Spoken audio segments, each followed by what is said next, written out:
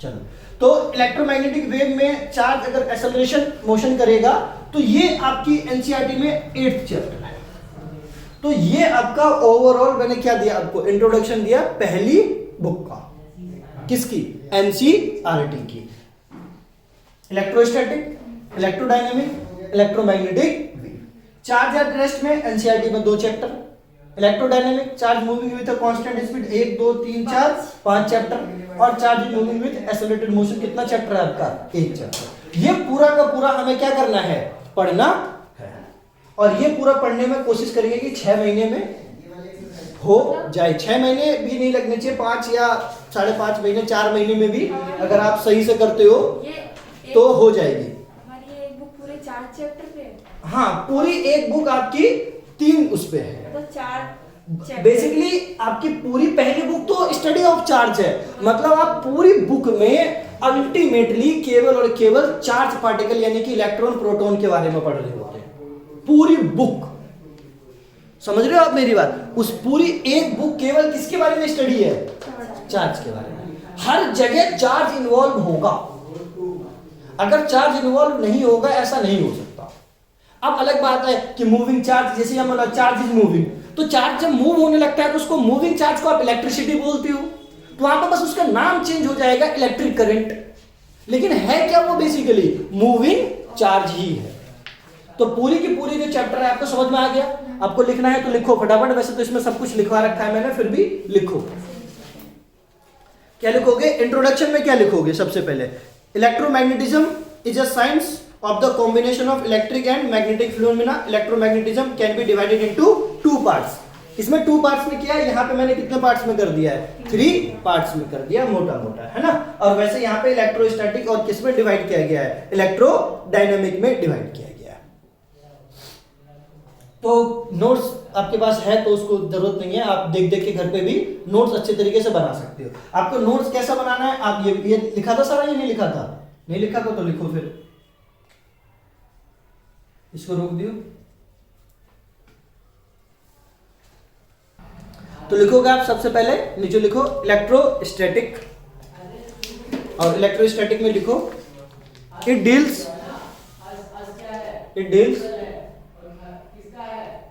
With the study of charge at rest. It deals with the study of charge at rest. ये जब charge rest में होगा तो उसके बारे में हमें क्या करेगा, बताएगा कि चार्ज के पास क्या क्या होता है। सबसे पहले एक वर्ड मैं फिर से बार बार वर्ड यूज कर रहा हूं, चार्ज। तो सबसे पहले मुझे इसके बारे में पता होना चाहिए कि आखिर ये किस चिड़िया का नाम है, या नहीं पता होना चाहिए। भाई आपको पता है कि चार्ज किसके पास होता है, इलेक्ट्रॉन के पास। अब गजब की बात बताऊंगा बहुत सारी चार्ज के बारे में कि जो आपको पता नहीं होंगी। सबसे पहले तो आपको एटम के बारे में पता होगा।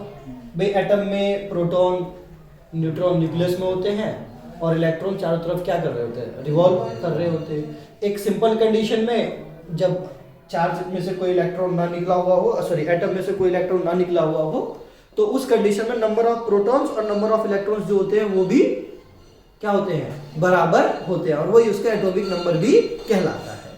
ये भी आपको पता है। अब 2 चीजें हैं, जैसे कि आप पढ़ो एक चार्ज है, इलेक्ट्रॉन है, इलेक्ट्रॉन के ऊपर है क्या, चार्ज, और प्रोटॉन के ऊपर भी क्या है, चार्ज है या नहीं है? ये चार्ज इसके ऊपर आया कहां से? जैसे इलेक्ट्रॉन के पास कौन कौन सी चीजें हैं ये बताओ। जैसे इलेक्ट्रॉन, प्रोटॉन और न्यूट्रॉन है, 3 चीजें हैं, तीनों चीजों से मिलकर के पूरा यूनिवर्स आपका बना हुआ है। इलेक्ट्रॉन के पास चार्ज है या नहीं है? है, चार्ज है। क्या इलेक्ट्रॉन के पास मास है? तो जवाब है कि सर उसके पास मास भी है। क्या प्रोटॉन के पास चार्ज है? तो प्रोटॉन के पास भी चार्ज है। और क्या इसके पास मास है? तो इसके पास भी मास है। अब जवाब आता है क्या न्यूट्रॉन के पास चार्ज है? नहीं। तो इसके पास जो चार्ज है वो नहीं है। क्या इसके पास मास है? तो जवाब है इसके पास मास तो है सर। और मास ऑफ न्यूट्रॉन, प्रोटॉन और न्यूट्रॉन, इलेक्ट्रॉन, प्रोटॉन और न्यूट्रॉन में सबसे भारी कौन होता है? अगर आपसे पूछे किसका मास सबसे ज्यादा होता है, इलेक्ट्रॉन का, प्रोटॉन का या न्यूट्रॉन का? न्यूट्रॉन। न्यूट्रॉन का सबसे मास ज्यादा होता है, उसके बाद प्रोटॉन का, उसके बाद इलेक्ट्रॉन का। वैसे नॉर्मल केस में प्रोटॉन और न्यूट्रॉन के मास में कोई ज्यादा डिफरेंस नहीं है, सिमिलरली इक्वली है, पॉइंट के बाद डिफरेंस आता है, लेकिन फिर भी कुछ तो डिफरेंस है, तो थोड़ा सा ज्यादा है मास ऑफ न्यूट्रॉन। तो अगर आप मास के उसमें लगाओ तो मास ऑफ जो न्यूट्रॉन है वो ग्रेटर है, फिर उसके बाद कौन आएगा, मास ऑफ प्रोटॉन आएगा, और फिर उसके बाद कौन सबसे हल्का है, मास ऑफ इलेक्ट्रॉन। क्या ये जो इलेक्ट्रॉन है और ये जो प्रोटॉन है और ये जो न्यूट्रॉन है, मैं आपसे ये बोल दूं कि ऐसा करो कि भैया न्यूट्रॉन लेके आओ और न्यूट्रॉन से क्या करो, उसका मास निकाल दो, तो क्या ऐसा पॉसिबल है? मैंने बोला एक न्यूट्रॉन लेके आओ और न्यूट्रॉन से उसका मास निकाल दो, क्योंकि न्यूट्रॉन को आप तोड़ तो सकते नहीं, तो क्या उसका मास उसको छोड़ के जा सकता है? नहीं जा सकता। क्यों नहीं जा सकता? या आप सोचो, आप ढंग से सोचोगे ना, तो आप न्यूट्रॉन का मास को नहीं कम कर सकते हो और नहीं बढ़ा सकते हो। वो जो है ना उसके अंदर बसी हुई है, उसके अंदर बसी हुई है। इसी तरीके से इसके पास चार्ज नहीं है, अपनी प्रॉपर्टी है। अब इलेक्ट्रॉन के पास चार्ज भी है और क्या है, मास भी है। ऐसी चीजें जिनको उससे अलग नहीं किया जा सकता, मतलब इलेक्ट्रॉन से उसके चार्ज को अलग नहीं किया जा सकता कि आप एक इलेक्ट्रॉन को निकाल लो, उसके पास मास तो रह जाए लेकिन उसका चार्ज निकाल दो आप, ऐसा हो नहीं सकता। तो चार्ज जो है एक तरीके का वो इनहेरेंट प्रॉपर्टी है। इनहेरेंट मतलब कि उसके अंदर पहले से ही है और उसको तुम क्या नहीं कर सकते, बदल नहीं सकते। जैसे कि हर एक बच्चा दुनिया में एक अपनी काबिलियत के साथ पैदा होता है।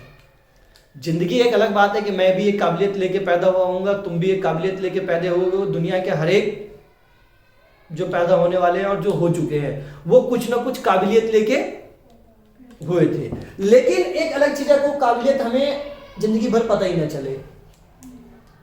हकीकत है मैक्सिमम 99% लोगों को उनकी काबिलियत पता नहीं चलती कि आखिर क्या है उनके अंदर, ऐसा क्या है जो दुनिया के किसी दूसरे लोगों के अंदर नहीं है। जैसे कि कोई क्रिकेट बहुत अच्छा खेलता है, कोई सिंगिंग बहुत अच्छा करता है, किसी के अंदर दिमाग बहुत तेज चलता है, लेकिन हमें क्या होता है कि हमें पता ही नहीं चलता कि आखिर हमारे अंदर ऐसा क्या है जो किसी के पास नहीं है।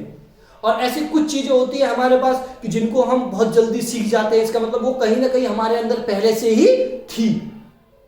ऐसा नहीं है कि बाहर से कुछ आता है, पहले से ही हमारे अंदर कुछ ना कुछ थी। तो इसी तरीके से चार्ज है।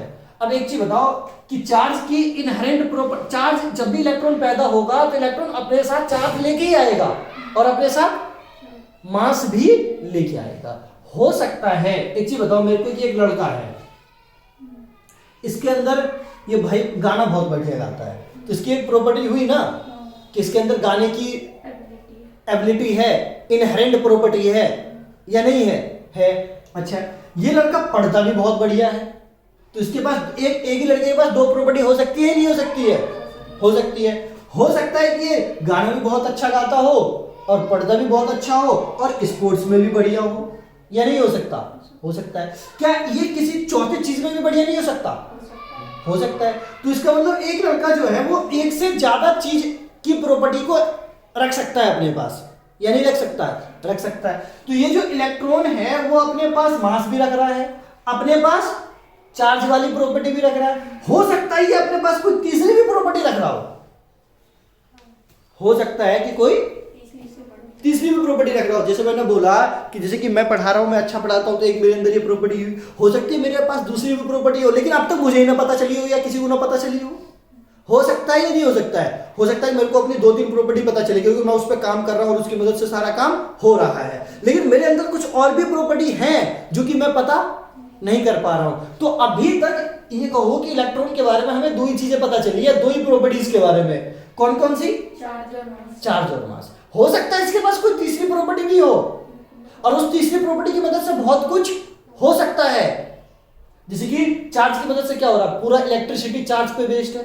पूरा आज के डेट में आप मैक्सिमम चीज देखो, अगर इलेक्ट्रिसिटी ना हो तो क्या होगा, फोन से लेकर के एवरीथिंग डेड, सैटेलाइट सब खत्म, कुछ भी नहीं रहेगा, कंप्यूटर सब बंद, या नहीं होगा। तो केवल कहने का मतलब है कि और करंट जो बनता है वो इलेक्ट्रॉन की मास वाली प्रॉपर्टी से बनता है या इलेक्ट्रॉन की चार्ज वाली प्रॉपर्टी से बनता है? चार्ज वाली प्रॉपर्टी से बनता है। मास वाली प्रॉपर्टी से तो केवल ग्रेविटेशनल फील्ड बनता है।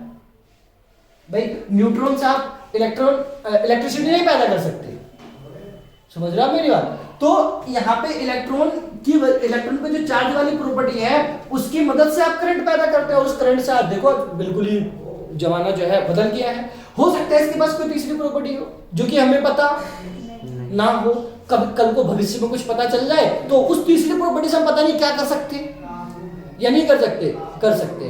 तो चार्ज अब क्या है, अगर आपसे पूछे कोई व्हाट इज चार्ज, तो आप बोलोगे charge is an inherent property of fundamental particles.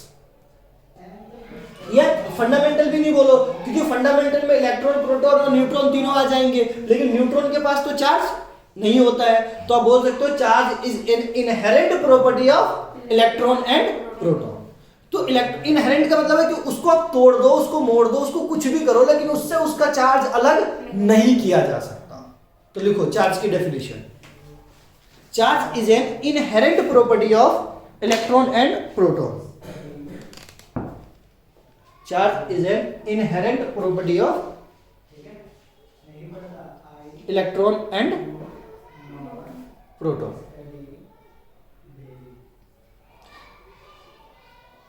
ठीक है, ये एक इनहेरेंट प्रॉपर्टी है, उसको उससे अलग नहीं किया जा सकता। ये जो एबिलिटी है ना वो अपने साथ लेके ही यूनिवर्स में आया है। अब ये अलग बात है कि ये एबिलिटी इसको किसने दी, कैसे आई, ये अभी तो नहीं पता। जैसे कि मैं एक चीज बताऊं आपको, जो इनहेरेंट वाली बात आती है, जो आपने क्लास 9-10th में पढ़ा है, properties of solid, properties of this and properties of this. अरे प्रॉपर्टीज के नाम से बहुत कुछ पढ़ा है ना तुमने। एक्चुअल में प्रॉपर्टीज क्या है?